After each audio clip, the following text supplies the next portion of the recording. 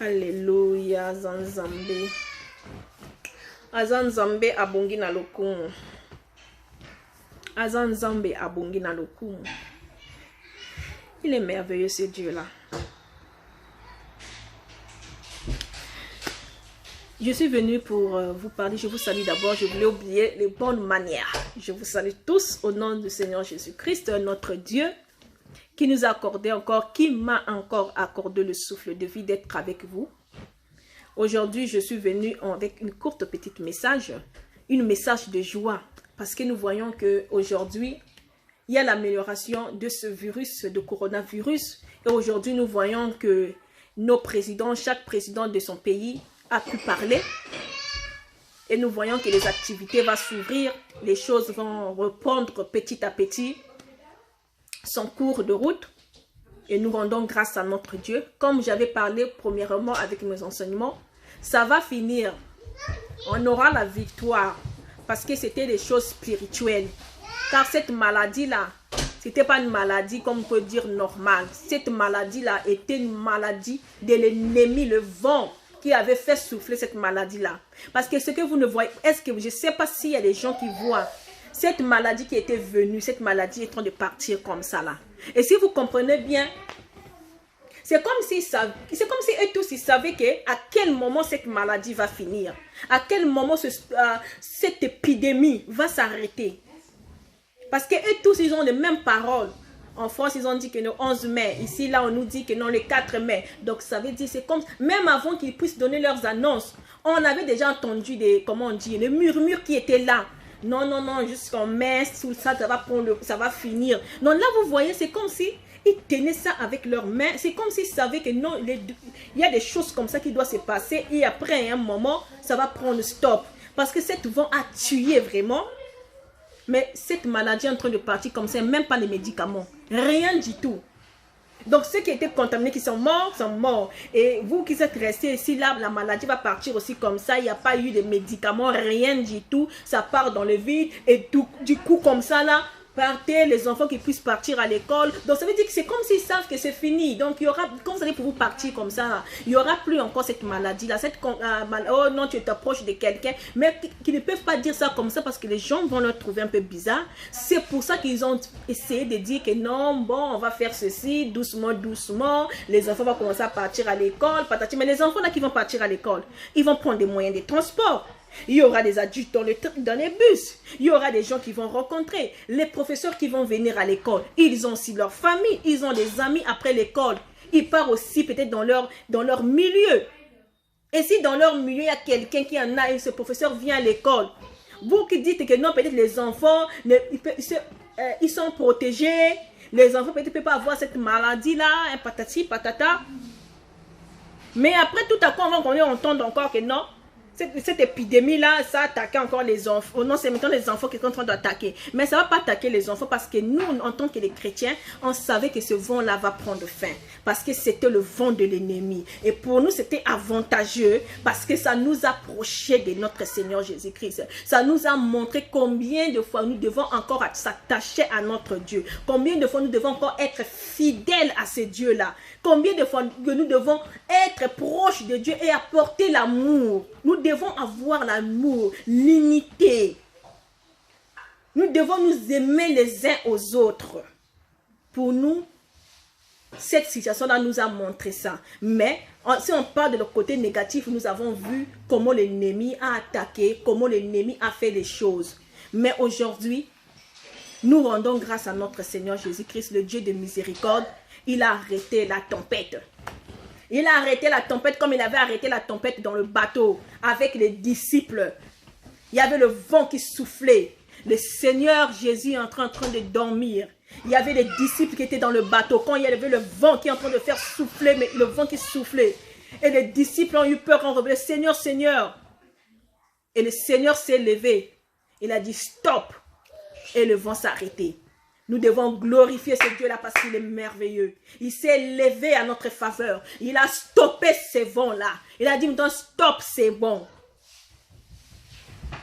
Alors, mes frères et sœurs, nous devons être en attitude de prier. Nous devons rendre grâce à ce Dieu-là. Nous devons le dire merci. Que nous attendons pas que les gouvernements puissent se lever pour nous dire « Maintenant, c'est fini, c'est fini. » Non, nous devons déjà acclamer la victoire. Nous devons déjà se lever. Nous devons déjà glorifier ce Dieu-là. Nous devons déjà le remercier, le dire « Gloire à toi, Seigneur Jésus-Christ. Merci pour la victoire que tu nous as donnée. Merci, Seigneur, car tu nous as donné la victoire. Merci, Seigneur, parce que, Seigneur, tu n'échoues pas. Seigneur, quand tu te lèves, tu es la dernière personne qui se lève. Et tu t'es levé, Seigneur Jésus-Christ, Papa. Tu as montré ta puissance. Nous devons maintenant glorifier ce Dieu-là parce que nous avons gagné la bataille. Parce que nous avons gagné. Nous n'avons pas arrêté. Parce que le but de l'ennemi, quand ce vent était en train de souffler, le but de l'ennemi, c'était qu'en fait que les chrétiens puissent être découragés. Que les chrétiens restent à la maison. Que chacun chez soi reste là en train de se poser des questions. En train de se dire qu'est-ce qui va nous arriver, en train d'apporter la peur, parce que cette maladie était aussi la peur. En portant la peur en toi, automatiquement la maladie entre en toi. Parce qu'il y a d'autres personnes qui ont eu des symptômes, n'étaient même pas en contact avec les gens.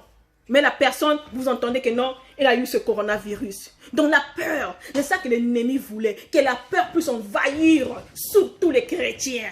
Mais dans cette situation, quand ça arrivait, je glorifie le Seigneur parce qu'il a donné le courage aux serviteurs de Dieu. Il a donné le courage aux enfants de Dieu de entrer dans les réseaux sociaux, de faire comme si nous sommes toujours dans notre culte, comme nous partons dans nos cultes. Et les programmes n'ont pas changé. Si on avait des programmes qui se passaient le mardi, le jeudi, le vendredi, cela est en train de se passer. Et je glorifie vraiment ces pasteurs-là qui ont eu ce courage-là, ces pasteurs-là qui s'est levé, ces pasteurs qui n'ont pas abandonné, les chrétiens qui n'ont pas abandonné, et tout le monde qui s'est levé. Et à travers cette situation, il y a Dieu a donné aussi la force à choisir si les gens, comme moi aujourd'hui. Moi, je ne savais pas qu'aujourd'hui, je pouvais aussi mettre ma vidéo et parler aussi de la part de Dieu. Mais il fallait que cette situation puisse arriver, afin que le Seigneur puisse me prendre, puisse me lever, puisse me dire maintenant, ton temps est arrivé. Maintenant, parle de ma part. Donc, il y a beaucoup de sœurs aujourd'hui qui ont fait des vidéos de parler de l'Éternel. Il y a beaucoup de gens dans le monde qui ne croyaient pas, même les infirmières qui croyaient c'est leurs médicaments là, c'est leurs études, c'est leurs techniques dans la tête. Mais ces infirmières là ont pris dans les couloirs de les hôpitaux, ont commencé à glorifier l'Éternel des armées parce qu'ils ont vu des miracles, parce qu'ils savaient ce que le monde voulait, parce que ce que le monde des ténèbres avait planifié, ils ont vu la grandeur de Dieu. Et même ils ont vu vraiment que non, c'est seulement Dieu qui pouvait sauver ces gens-là. Il y a beaucoup qui sont morts, mais il y a beaucoup aussi qui sont sauvés, qui ont vu des virus là dans leur corps, mais ces virus ont disparu parce que nous n'avons pas arrêté, nous avons prié, nous avons pleuré la miséricorde de Dieu, nous avons demandé le pardon de Dieu, que le Seigneur puisse nous pardonner, parce qu'on était comme le peuple de Ninive. On était comme le peuple de Ninive qui avait péché. Et quand leur péché là, leur péché est arrivé jusqu'au trône de Dieu. Et le Seigneur était en colère. Mais malgré la colère de Dieu, le Seigneur avait choisi un homme, Jonas. Il a dit, Jonas, va parler à ce peuple de Ninive que leur péché est arrivé jusqu'à moi. Va leur dire qu'ils sont en train de provoquer ma colère. Parce que le Seigneur avait besoin de ce peuple-là encore. Malgré les erreurs qu'ils ont commises, malgré les fautes qu'ils avaient commises, malgré peut-être les adultères qu'ils avaient commis, malgré la colère de Dieu. Mais le Seigneur avait besoin de ce peuple encore. C'est pour ça qu'il avait envoyé Jonas. Malgré que nous connaissons l'histoire de Jonas, que Jonas pour lui, il avait refusé. Il ne voulait pas partir. Parce que pour Jonas, c'était non, que le Seigneur ne pouvait pas sauver ce peuple-là. Le peuple qui a commis tant de péchés, le peuple qui a fait tellement du mal. Comment le Seigneur veut leur accorder leur miséricorde. C'est ça là. Je viendrai pour prêcher de ça. Parce que le titre de ce terme, c'est la tempête. Mais je ne parle pas ça d'aujourd'hui. Je suis en train de vous donner un tout petit peu pour comprendre que je viendrai, qu'on puisse partager sur ça là. Donc pour voir que c'est comme la tempête de Ninive. Comme nous aussi, il y avait tellement le péché. Le peuple de Dieu avait tellement péché. Le monde est devenu abomination comme au Sodome et Gomorrhe. Mais le Seigneur a eu pitié de nous. Le Seigneur a eu pitié de nous. Il s'est élevé. C'est pour ça que mes frères et sœurs, je vous dis d'être dans la joie. Je vous dis d'être à l'écoute de Dieu. Que le Seigneur puisse nous guider dans les jours à venir. Parce que ce n'est pas encore fini. L'Apocalypse n'est pas encore fini. Ce que nous avons vu là, ce n'est que le commencement. Alors, attachons-nous au Seigneur Jésus-Christ. Nous allons sortir à bientôt de nos maisons. Nous allons partir dans notre travail. On va se voir avec nos amis. Mais faites attention. Faites attention. Car l'ennemi est en colère. Car l'ennemi est enragé. Parce que ce qu'il a vraiment voulu faire, il n'a pas arrivé. Il a vraiment échoué. Le problème des vaccins qui étaient sortis, si vous comprenez bien, vous allez rentrer. Le vaccin qui était sorti, où est ce vaccin-là? Parce qu'ils ont échoué. Tout ce qu'ils avaient pu planifier, n'ont pas pu le faire. Le vaccin qui devait aller, on devait aller en Afrique. Mais quand ils ont vu que le Seigneur n'a pas abandonné ses enfants, le Seigneur, le Dieu que nous prions, il est le Dieu de tout le monde. Il n'a pas abandonné l'Afrique. Le Dieu là est intervenu aussi en Afrique. Mais nous voyons là, où sont ces vaccins là aujourd'hui? On n'en parle plus. Les médicaments qu'ils avaient parlé, clonokine, des trucs comme ça, où sont ces médicaments là aujourd'hui? Où sont ces médicaments là? Il n'y en a plus, il n'y a rien du tout. Il n'y a plus ces médicaments là. Tout à coup, le virus part comme ça, sans médicaments. Eux qui étaient là pendant 3 semaines à chercher, à trouver les médicaments, où le peuple est en train de mourir en Europe. Mais leur but c'était, non, les vaccins doivent partir en Afrique. Mais si on avait accepté, s'il y avait l'ouverture en Afrique, vous devez entendre que jusqu'à aujourd'hui, on devait être vraiment à la maison. Vous allez entendre l'on peur qu'ils devaient prendre cette maladie-là. Mais ils ont essayé partout. Ils n'ont pas pu. Ils n'ont pas pu. Vous savez pourquoi? C'est à cause de vous et moi. À cause de nos pasteurs. C'est pour ça que moi j'acclame pour les enfants de Dieu.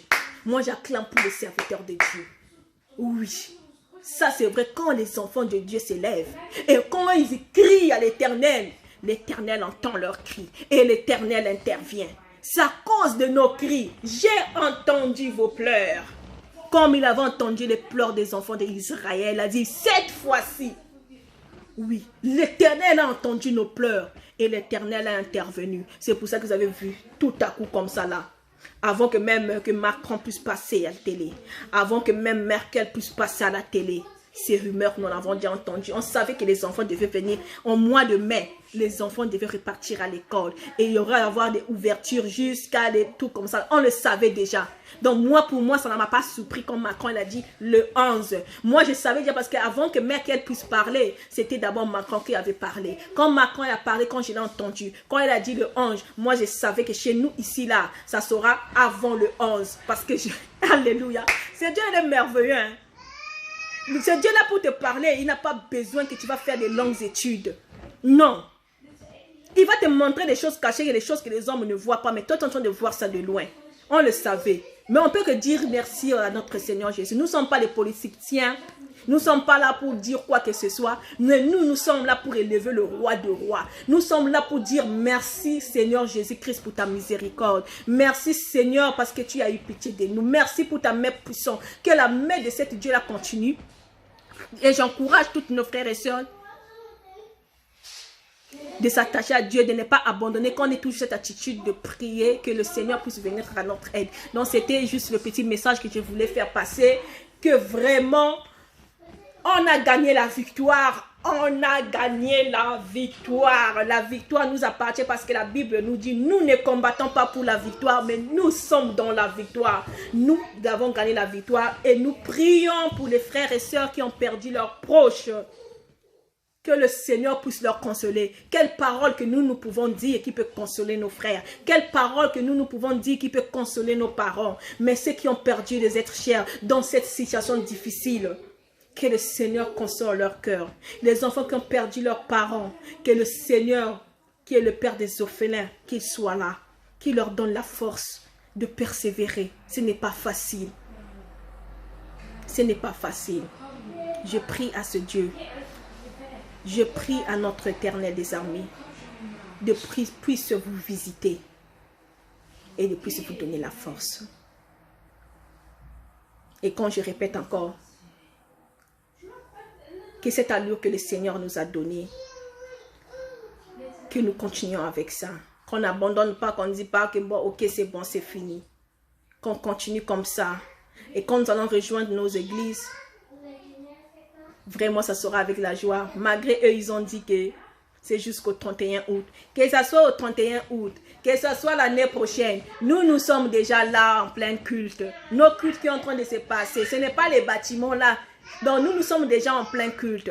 Donc, que vous dites les 31, que vous dites, oh non, en 2020, l'ennemi, tu as échoué. Tu as déjà échoué et nous avons gagné. C'est pour ça que je voulais seulement venir pour les paroles d'encouragement et surtout pour qu'on n'attend pas, on doit glorifier notre Dieu et faire des actions de grâce parce que le Seigneur est vraiment merveilleux. Le Seigneur qui est toujours avec nous, il ne nous a pas abandonnés. Vraiment, que la gloire puisse leur revenir. Donc, je vous salue tous que vous êtes. Que le Seigneur vous bénisse et je salue tous les pasteurs dans le monde entier, que le Seigneur vous accorde encore la force, la persévérance de continuer à mener le peuple de Dieu dans la destination où le Seigneur veut que leur vous amène. Et surtout les serviteurs de Dieu, soyez vraiment unis, Comme je dis toujours, nous tous nous servons un seul Dieu, l'Éternel des armées.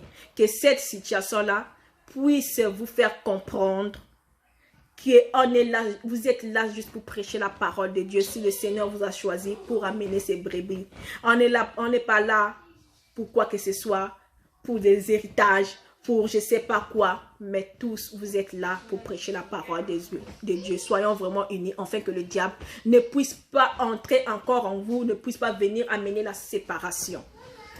Donc, je vous salue tous et on viendra, comme je viens de dire, on viendra pour partager la tempête, comme j'ai parlé, de l'histoire de Jonas.